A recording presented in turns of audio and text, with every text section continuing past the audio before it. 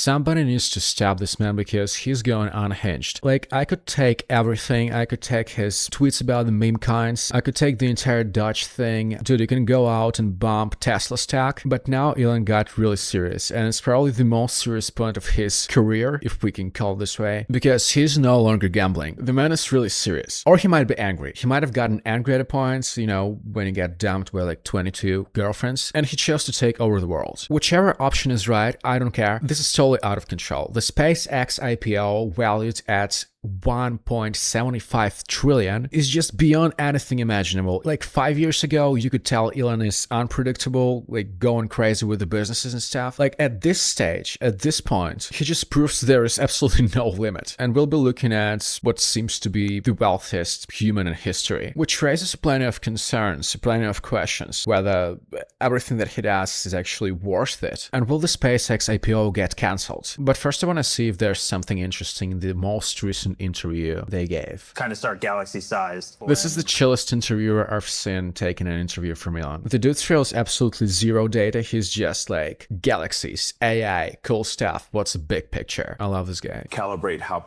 much progress we've made as a civilization. How much progress have we made as a civilization? I think TikTok was the peak. We need to harness everything that there is in the universe. Now I really do get the motivation that Elon has. He's had enough playing around with the businesses on Earth, and he's just after whatever the galaxies got. He wants to harness everything. Get all the power, all the minerals, all the resources, like get everything. Put your AI data centers somewhere in space. It's just not enough.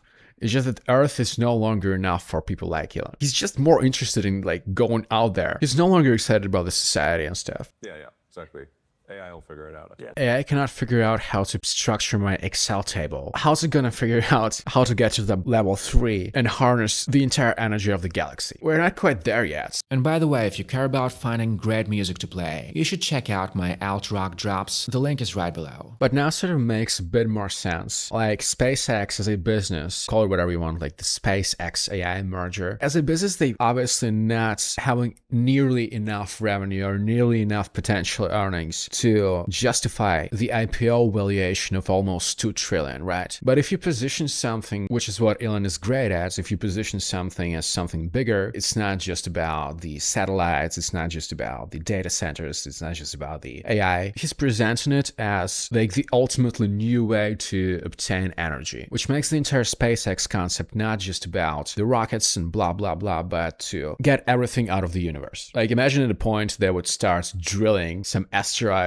or get to Jupiter. Jupiter is already not a fan of Elon, and place a bunch of oil rigs out there. It's a complete game changer. Imagine a company that owns like everything in space, all the calculations, AI. It's huge. I wonder why he didn't just merge like SpaceX, XAI, and Tesla and Twitter like all together to just form the ultra company, like the ultra corporation, and just say, we're taking over the world. We're taking over the universe. Nothing gonna do about it. Be kind of like a respectable civilization. When the aliens, hopefully there are aliens out there, and they maybe finally decide to talk to us, you know. This is what I love the most, like the entire motivation behind this thing. The only way to justify whatever we are doing right now, because, you know, we can have enough food, we can have enough this and that, but the new meta, the new narrative to justify whatever we are up to, and to justify you working 9 to 5 in Microsoft Teams, is we need to be a respectable civilization. So we just wanna flex in front of aliens. Don't be pathetic. That's it. On a civilizational scale, Elon does not want to be pathetic. That explains it. Like, don't be pathetic. They have to respect you. I don't know who are these who, but someone needs to respect you. So you gotta work your ass off. He's like Andrew Tate on the civilizational level. You know, you ultimately need to send millions of tons to orbit and beyond. Use the elevator, please. Why do they need deployable liquid radiators on an AI satellite? If you're flying like a data center to the space, why does it need to be radiated? Isn't space like cold enough? I thought space is cold enough. I have no clue about physics. Over time, we think we could probably do above 250 watts per square meter and above 1400 watts per square meter for the... It's like we're plugging a bunch of NVIDIA GPUs into the sun and play this thing in the outer space. That sounds like a reasonable idea. Reasonable enough for a 2 trillion valuation. And then you can connect these racks of compute to either each other via the laser links. That would be insane if he starts connecting the AI satellites between each other. Imagine the aliens are coming over and seeing all this stuff. Like literal modules with GPUs flying in the outer space, somewhere on the orbit, connected to each other. This is sci-fi. Aliens are gonna run it away. What we are going to try to do, and They're gonna try doing things. Obviously, they're gonna try doing things. Why do you need to value a company at 2 trillion if they're just trying things out? If they're like, hey, it's gonna be fun to put a bunch of GPUs in space. Why is everybody taking it so seriously? and then depending upon what progress there is in chip making in the rest of the world. And this is the most important point because a bunch of this stuff just depends on what's going on with AI in general. They can do the infrastructure, they can assume the data centers and all those units of gigawatts are gonna matter in like 2 or 3 years from now, which is like an insane time span looking at how fast things evolve and develop nowadays. And it might pretty much backfire because Nvidia is already presenting chips that are meant to do all the calculations straight on your device locally without the need for the data centers and stuff. So like, you know, it's a risky game. Things are just changing too fast.